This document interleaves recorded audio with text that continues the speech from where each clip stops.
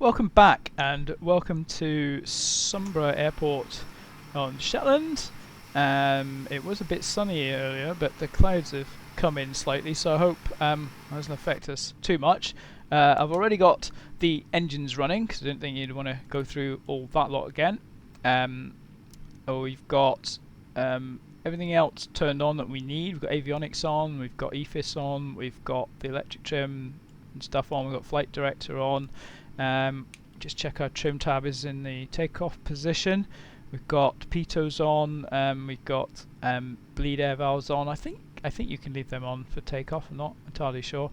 We forgot last time to mention auto feather and prop sync. So auto feather, I've got both of those bound to keys on the joystick. So auto feather should be armed for takeoff, and prop sync should be off. And then after takeoff, so you swap them over. Right. Let's just get information for Sunborough sorted out. So QNH 1016 and Wind 260 1016 was set. Overcast 1100. Okay, so 2,000 feet should be okay. Let's look at airport chart. Wind was 26, so we'll be taking off 27. So 265 degrees, so heading bug keys spring to life now, and we need to set a heading bug to 265 and for runway heading, and we do that. The other thing we want to do here is the plan here is to take off, make a little bit of a pootle around visually, and then land back in with the ILS 27. So if we go back here and go for approach ILS DME 27. We will need the Sunborough VOR 11735, which I have tuned in, and the backup frequency I've got 108.5, the ILS DME. The ILS here is offset. You notice it says 2 degrees. It's because the runway essentially is in the sea at both ends. You can't put the ILS antennas out in the sea, so they're off to one side. So it means you follow the ILS in, it will take you towards the airport, it'll take you on the right glide slope, but then when you reach the minimum decision altitude, which is sort of 800 feet, you then need to make a slight course correction visually to line up with the runway. Now, this is where when we come to do the ILS, we'll need to set the radial we want, or if we use a Sunborough VOR, that's where some of the other keyboard bindings come in. So if we just have a look, we also have, so say we've got insert and delete for turning the heading, and then we've got for nav 1, which is all we'll really be using, we've got the home and end keys to change the radial that we want to track for nav 1, and I mean if you do use nav 2 as well, you've got these keys. So home and end keys, if I show you what happens as I turn them now, so the GPS is set to VLOC, which means it's using the some VOR, and that's the radial, the course to the VOR that we're tracking, and as I use the home and end keys, we can spin that round without having to go down here and try and turn this thing. So a lot more convenient. Okay, I think we're ready for taxi here. So we have auto feather. Auto feather is armed, and we'll turn taxi lights on. Trim's already set. Transponder we'll put onto on, and we'll put it on alt when we reach the runway hold line. Turn on our nav recog lights, and I think we've already set the altimeter, and we've got the heading bug set, so release parking brake and let's go. Head tracking.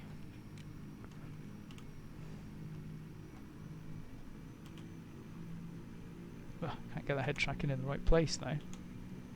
That's better. We're gonna hit that other King Air in a minute if we're not careful.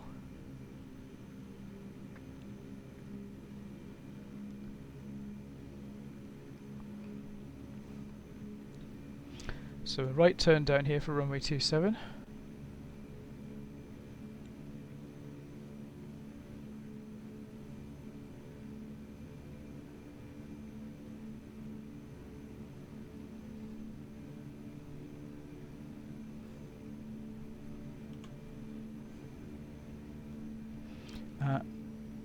we're not on the runway yet. It's okay.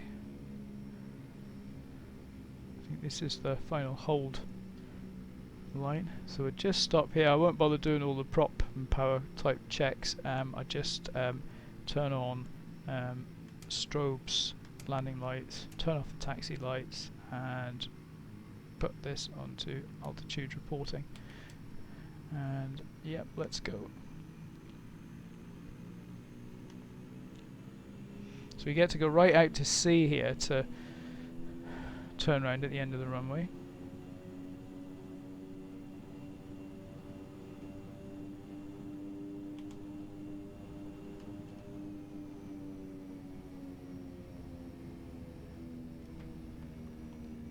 So no autopilot on at the moment.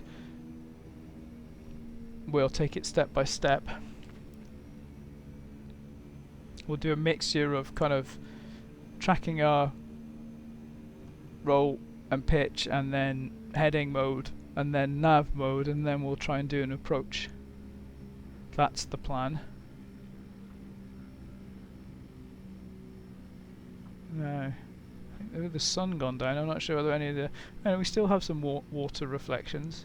So 1150's brought much better. If you turn the reflection slider up a bit, you get decent reflections on water as well.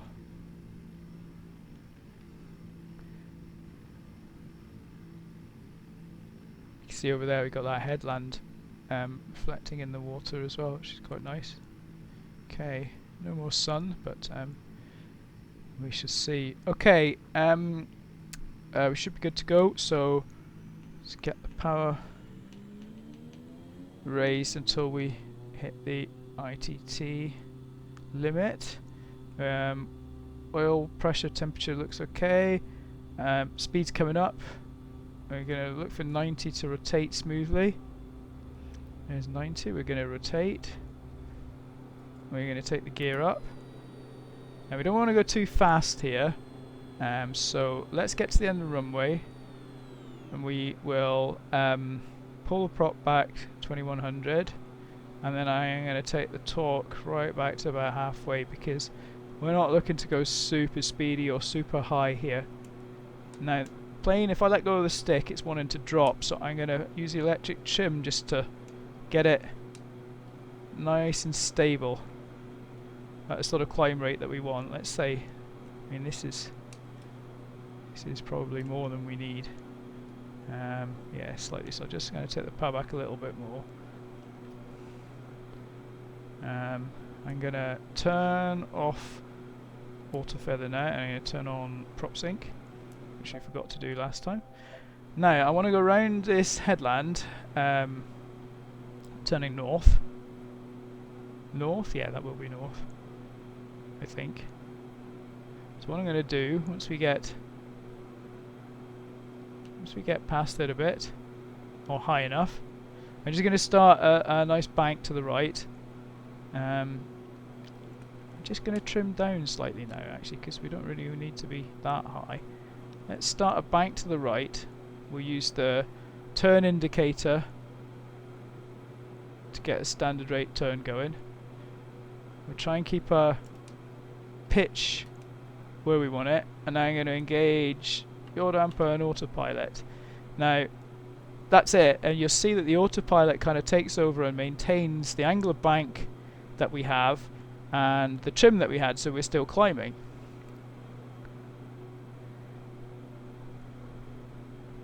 And we're actually going to shoot through our 2000 limit, so I'm going to come down here and I'm going to press Alt, and the autopilot will now hold current altitude for us. It's still in the mode where it's following the rotate angle that we had. We'll leave it going around a bit yet. Now what we can do now is we can jump back to manual mode just by pressing the button that turns off the autopilot on the keyboard, or on the joystick binding if you've got that, which I recommend. So now we're back in manual mode and we can level out. So you shouldn't be afraid to jump between the autopilot and manual flying, whichever helps you out at a particular time. So what I'd like to do now is we'll just head over to the east of the island slightly, and then we'll make a left turn to head north a bit. We'll use some of the other autopilot modes. So we'll kind of hold. I'm going to manually kind of trim in here just to keep it level, around this sort of airspeed.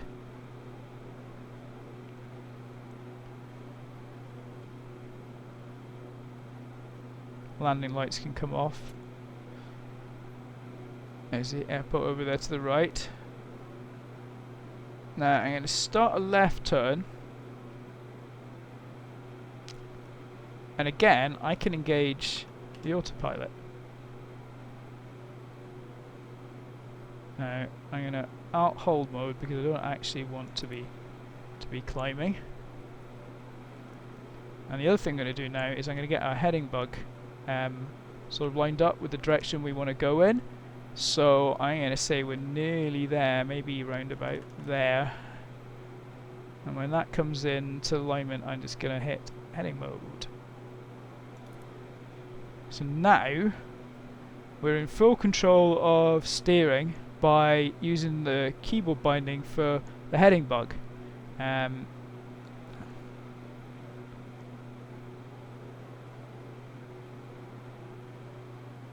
So let's just let ourselves come right a little bit, and then we'll straighten up and head due north. Start to turn now. And that's nice and simple.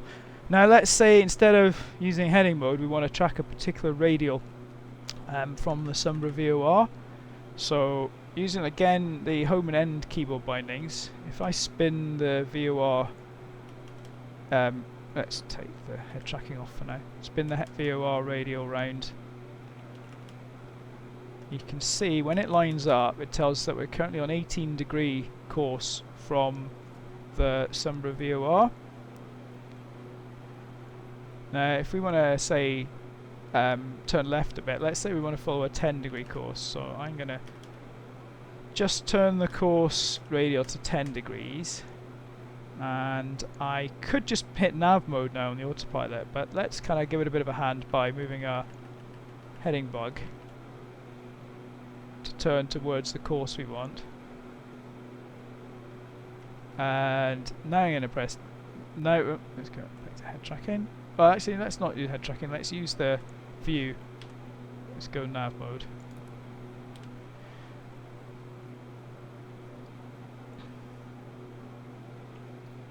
We should intercept the 10-degree radial. And is that... I'm trying to work out where we are.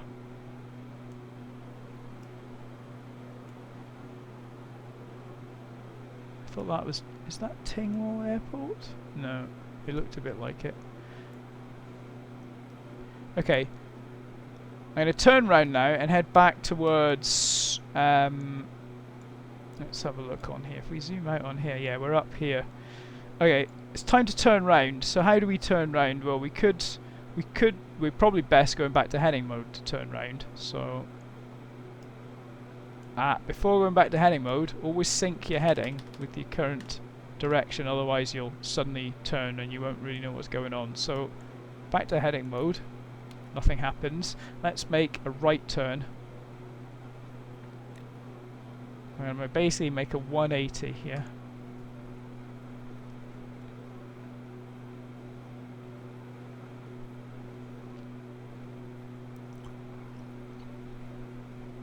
What I'd like to do now is kind of get us back heading south, and let's see if we can intercept the ILS for 27 and fly the approach, the landing. So I'm going to kind of cheat really here and just try and put us on a heading that will take us to the end of the approach course. I mean, the descent starts 2100 feet at about 6 miles out, so if we're more than 6 miles out, that's fine. Let's just, to make it a bit more realistic, let's imagine we're a bit higher. Let's say we want to climb to 3,000 feet now. What would we do? So I would probably, at this sort of speed, I would hit outcell on IAS, indicated airspeed. Now nothing's going to happen to start with, but if I increase the torque on the engine by moving the throttle, we will start to climb, because the autopilot will trim to hold the speed we're currently at, and the extra energy will go into climbing. And because we're in outcell, we should, you can also see on this display the altitude is armed and we're in indicated airspeed mode. We should get to 3,000 feet and it should level off. I mean, King Airs climb nice and quickly when you give them a bit of power. We need to be ready to then bring back the torque on the engines, because we don't want to speed up once we reach our altitude. And there we go, we're starting to level off. I'm going to pull the power back.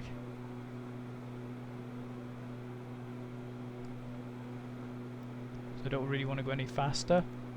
Now where are we heading? Okay, we could do a turning left, maybe 20 degrees.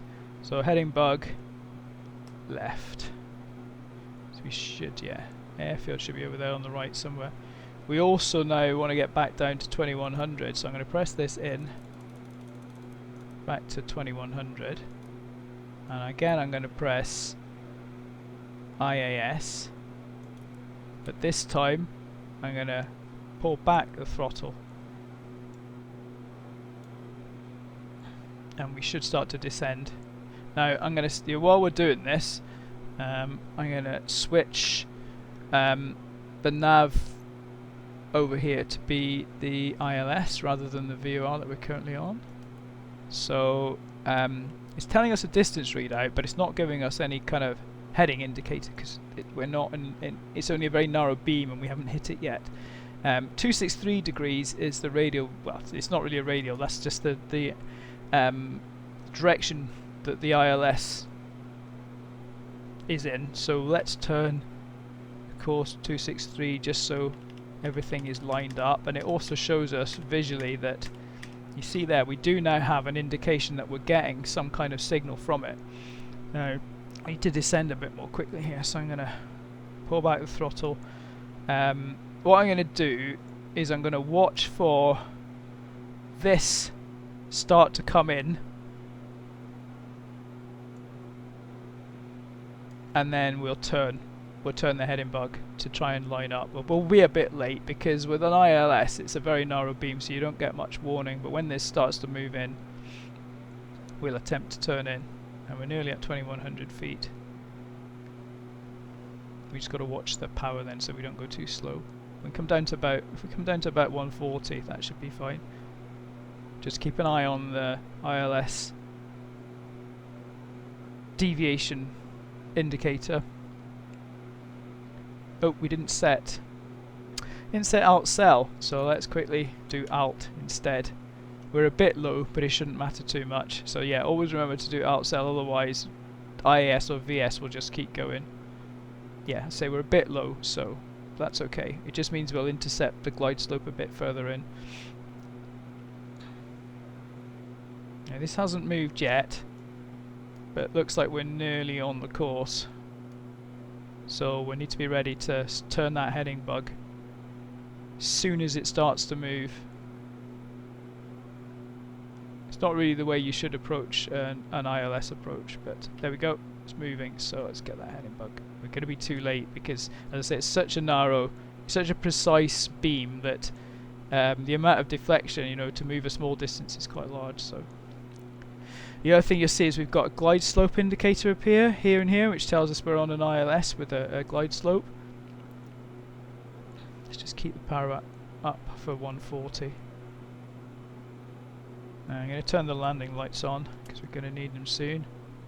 I'm going to turn prop sync off and auto feather back on. And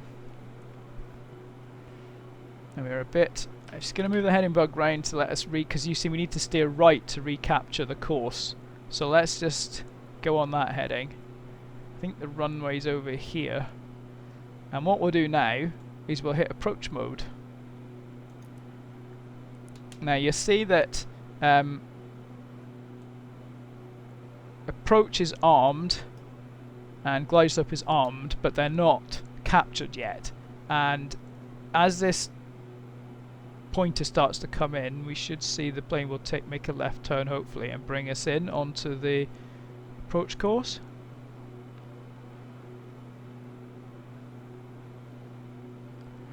And we need to, well, next, that's fine, so we're lined up now left and right as good as we're going to be, bearing in mind it's an offset approach. Next thing we need to watch is the glide slope indicator. So you can look at it here or you can look at it here. It's this green triangle. As it starts to come down, which it is now, when it's about 1 or half a notch above the centre, I'm going to drop the gear and that will start to slow us down. We're probably a little bit too slow here actually already. I mean, we should be about 140 or above really, but we'll drop the gear when we get to 1 or half a notch above, say. Ideally you want the gear to be coming down as you're starting to descend on the glide, as otherwise the plane will speed up and you don't really want to be doing that now. So I'm going to drop the gear now.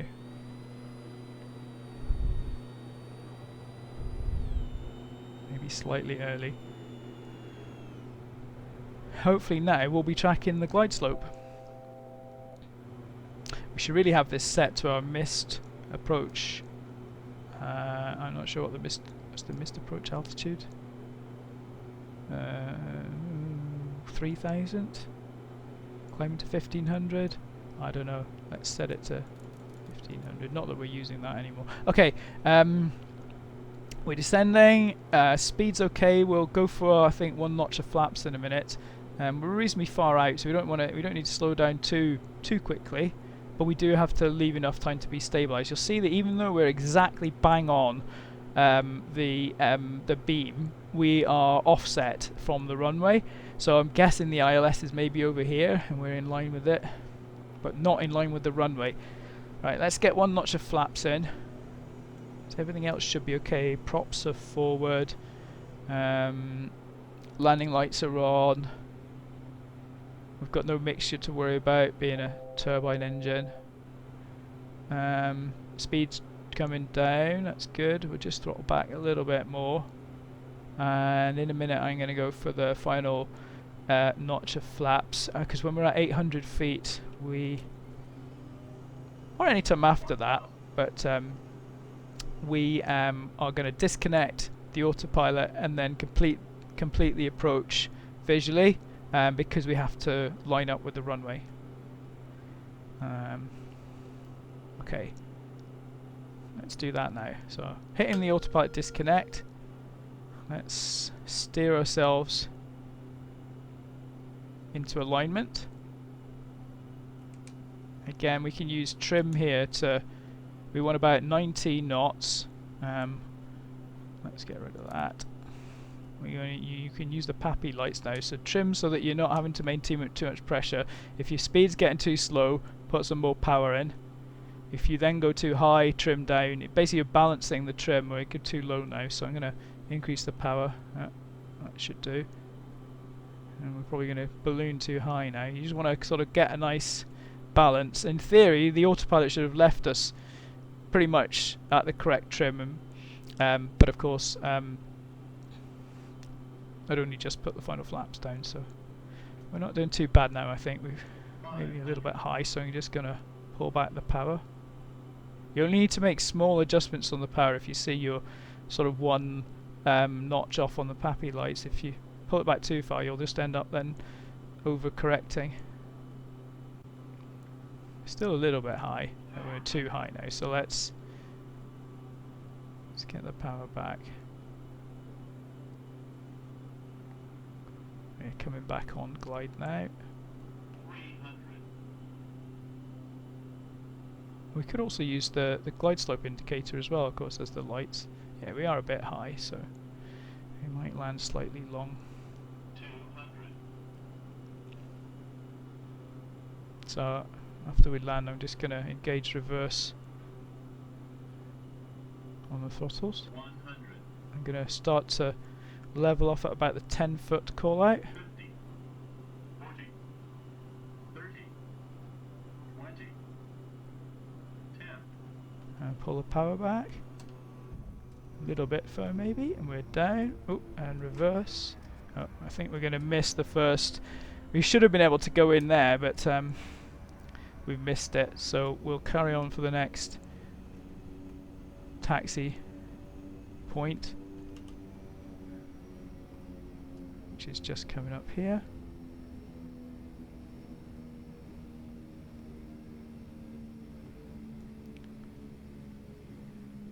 Yeah, forgot to do the reverse thrust in time there. Now we're still on the runway, so we'll leave all the lights and the nav radio on.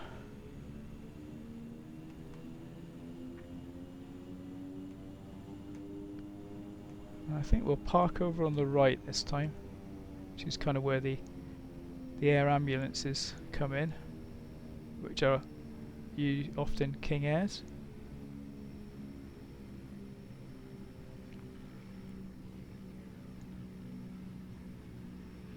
Now we can be raising our flaps, we can turn off the strobes, turn off the landing lights, leave the taxi light on for now, and transponder can go back off.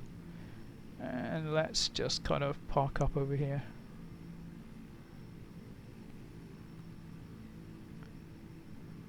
Okay. So, kind of to recap then, I think the biggest change I think I've made since I did the last video is that I would recommend flying the plane manually after takeoff and getting it all trimmed up. Get the power where you want it, depending on whether you just go for a short flight and you don't want to go too fast, for example if you're doing circuits, or if you're on a proper long flight and you want to follow the SID, keep the power up. And you get the prop back a little bit, get angle of climb or a vertical speed that you're happy with. Then you can simply press the keyboard buttons to engage the autopilot, and you're then in sort of pitch hold mode and roll mode, where the autopilot will just seamlessly take over for you, and then that gives you time. You can then go, right, okay, well, first of all you can do things like your post takeoff checks. You could turn off your lights, you could auto feather, prop sync, whatever else it is you need to do, which by the way can come off now. Then you can engage say nav mode if you're following a SID, or if you're following a VOR radial, or if you want to follow the GPS, just make sure this is on GPS rather than nav. Or you could engage heading mode, making sure first of course that you've set your heading bug to the direction you want to go in, and that takes care of your kind of lateral direction. Then for vertical stuff you can either choose VS or IAS. If you choose VS, you then use the plus minus numeric keyboard buttons. VS will default to the rate of climb that you were at when you engaged it from the pitch hold mode, or and then you can plus or minus to get whatever rate of climb you want. Also bearing in mind you keep an eye on your airspeed. And if you choose IAS mode, then you can control your rate of ascent or descent with the power, engine power basically, and make sure obviously you've got your final altitude set, and remember to press Alt Cell if you want it to stop at that altitude, otherwise it will keep on climbing or keep on descending. Right, well, I hope this has kind of been useful and not too confusing. I'll put in the description, I'll put the command bindings for the keys, and yeah, that's it for now, I think. Alright, goodbye, see you next time.